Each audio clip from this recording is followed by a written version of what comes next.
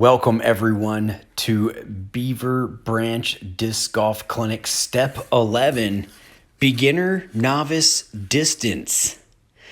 In this episode, we're going to expand off some of the things we talked about in previous steps and try to gain more distance.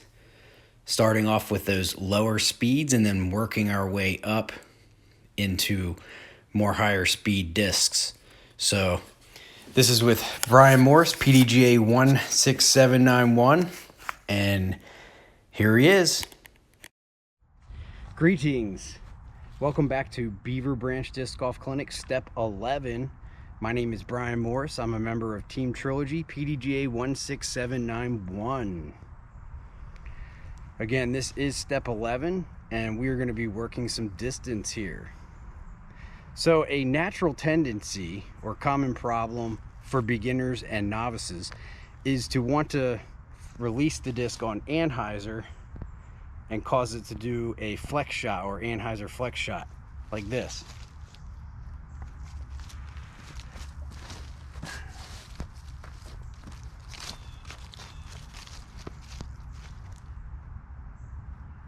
Not a bad shot, but it's not very natural. Once I get the disc up above here, above flat, I start to lose some of my accuracy.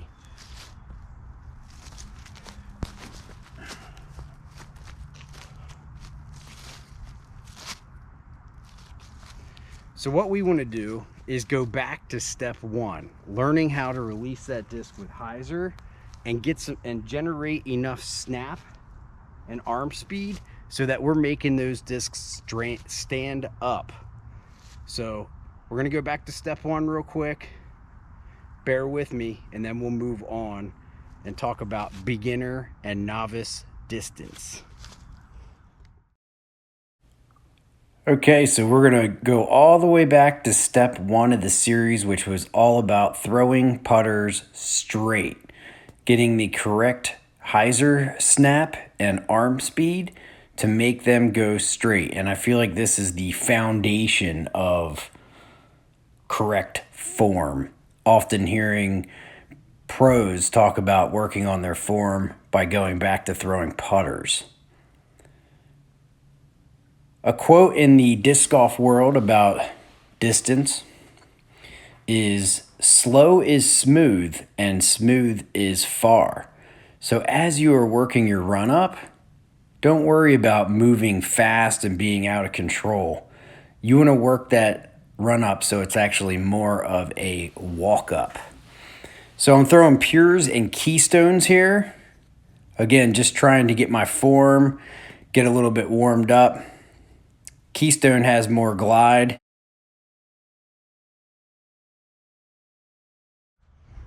Okay, so once you have the arm speed and you've done your field work and you figured out what you can snap to straight, then you can start to work on getting the max distance out of each disc. So beginners, novices, as I have in the other parts of the series, we're gonna go with understable discs. We're gonna work with 7-speed Mavericks, Rivers, and then we're gonna jump up to a few 9 speeds, but let's work on the 7 speeds first. Getting the most out of that disc by having a hyzer release, snapping it straight, putting a little bit more height under it, and letting it get as far down the fairway as it can as it kind of starts to turn a little bit to the right and then possibly coming back to the left. So let's give that a shot. All right, we're going to start off here with Mavericks. One of my favorite woods discs, or just control, low arm speed, put a bunch of hyzer on it, can straighten it. And we're slowing things down here, taking a look at it. And you can see the hyzer release in that slow motion, and then it stands all the way up and goes all the way over. So I feel like in learning distance, you have to be able to teeter-totter between your arm speed, the disc stability, and not throwing it so hard or putting the angle on it that's going to force it to go to the right. So as you're doing field work, once you get those discs going to the right, then you know you need to put more hyzer on it or slow down the arm speed in order to get the max flight out of that disc. These are rivers. They have a little bit more glide than the Maverick. Both of these discs are those easy to throw line type discs. All right, so with those shots with the 7 speeds, remember we are always trying to match up that arm speed and your snap with the disc and the stability of the disc.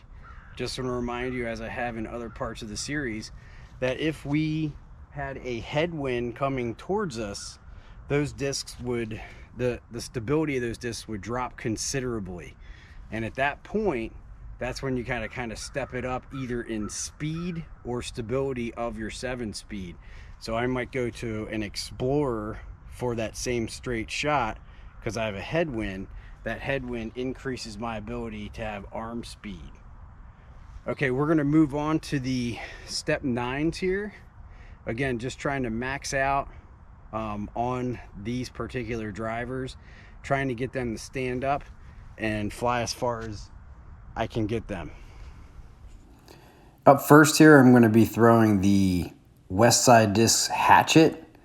Hatchet had to put a whole bunch of hyzer on this disc, and it still got up and all the way over for a full flight. I did throw a couple practice shots with it to kind of get to know what the arm speed needed to be.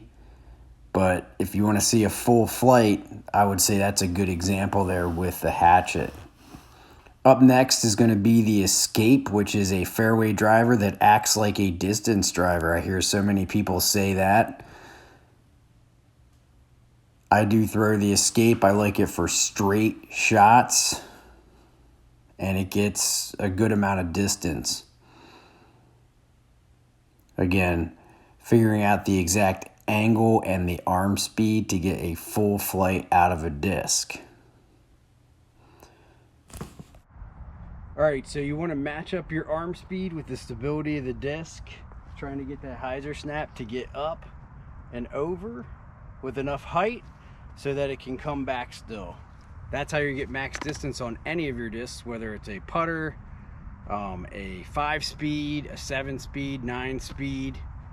Up next, I want to show you a couple other discs that I've suggested. If you're on the Step Up program from Step 9, the Latitude 64 Sapphire. Sapphire is a 10-speed with a glide of 6, a -2 turn, and a fade of 1.5. So this could be that step up from the 9-speed once you can get it over consistently. As you work on field work, you want to try to get control. So if your shot goes out of control, try to figure out your release, your arm speed to get it back in control. The other disc I'm going to share with you is going to be the Dynamic Disc Trespass. Some people call this their first distance driver. I've been throwing Trespasses, and now I've been throwing Swords some as well. This disc is kind of a step up from my Escape. I can throw it straight. It's a controlled distance driver for me. Top pros typically use a Trespass or a Sword for anhyzer shots because they snap it up and get it over and move it to the right. For my arm speed, it's a good distance driver, and it's about where I top out. All right, so let's check out these discs. All right, and for those looking to step up, the 10-speed Sapphire is a nice choice. In theory, a lighter disc, you would be able to increase your arm speed. This was very easy to throw and easy to get out there. So on a hyzer snap, and that held the line pretty good. Got almost a full flight out of it. Probably could have thrown it up higher. And now the Trespass, which has been kind of my bread and butter in the control driver department. Doing a little slow-mo here. You can see the hyzer release. It stands up. And that one played more of like a turnover shot, faded there at the end. And now I'm throwing my very flippy trespass. So I'm gonna have to put a lot more hyzer on this one, as you can see out of the hand, and a little bit more height to get that max distance result. Just another thing to take into consideration, I've been talking about disking up and throwing with the same release. One other thing you can do is actually put more hyzer on your disc so that you can work your way into that little bit of headwind. There's a very slight headwind right now where the direction I'm throwing, which is making the discs a little bit unpredictable, particularly understable ones. All right, I want to show you where all of the discs landed, so let's check that out. This is going to be a Maverick here, and this is going to be the River and the Hatchet. The other Hatchet is the other blue one. Maverick that I really got a hold of, the Escape that I got a hold of. Starting to get into that circle 1 area on these shots. There's another Escape, both Sapphires, and the other River are over here. And then the Trespasses that I threw, here is one of them. Where the other one is? Oh, the other one's up on the hill over here. So almost pin deep. So I wanted to show this to you because there sometimes is not that much difference between your fairway drivers and your distance drivers.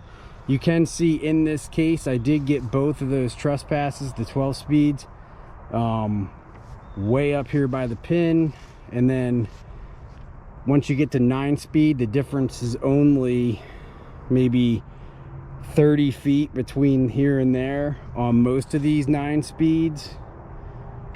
So just to show you that there's not a terrible amount of distance as you go from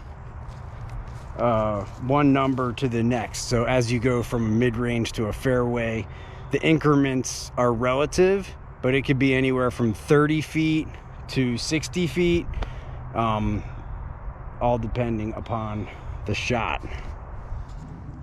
All right, wrapping this up, we looked at throwing with that hyzer release and learning how to snap the disc up to straight and try to get it over, trying to get the most out of each disc that we have.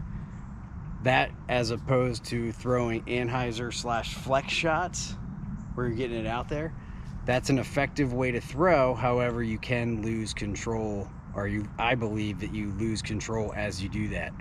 Remember, when working on distance, that you do not want to forsake accuracy. So as you work on distance, work on throwing the disc accurately.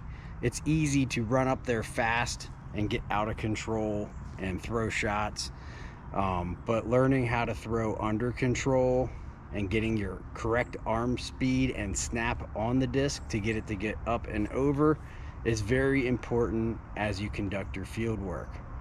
Thanks for tuning in to this segment. This is step 11.